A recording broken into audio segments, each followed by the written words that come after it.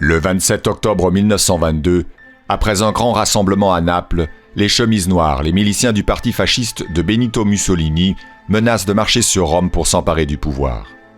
Le refus du roi Victor Emmanuel III d'instaurer l'état de siège pour les arrêter entraîne la dissolution du gouvernement libéral. 2 jours plus tard, le roi fait de Mussolini le nouveau président du Conseil. La marche sur Rome se transforme en parade, les fascistes triomphent. La Première Guerre mondiale a laissé l'Italie ruinée dans une crise profonde.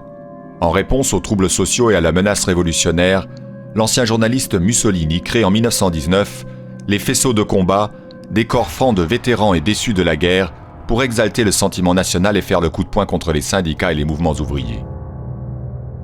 Rejoint par la jeunesse bourgeoise, soutenu par les propriétaires et l'armée, il brise les grèves et sème la terreur dans les communes rurales et les organisations de gauche.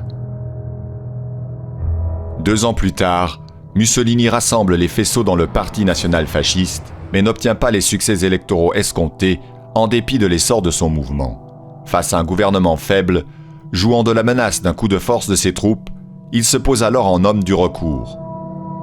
Le soutien tacite de la monarchie, du patronat et de l'Église qui voit dans les fascistes un rempart contre les communistes et un soulèvement social, le propulse au sommet de l'État. À la tête d'une coalition de droite, le Duce obtient rapidement les pleins pouvoirs et remodèle les lois électorales en sa faveur. En 1924, le chef du Parti socialiste italien, qui dénonce les manipulations et la violence fasciste, est assassiné. Pour couper court aux protestations, Mussolini muselle la presse et dissout les partis politiques. La dictature et l'État totalitaire s'installent.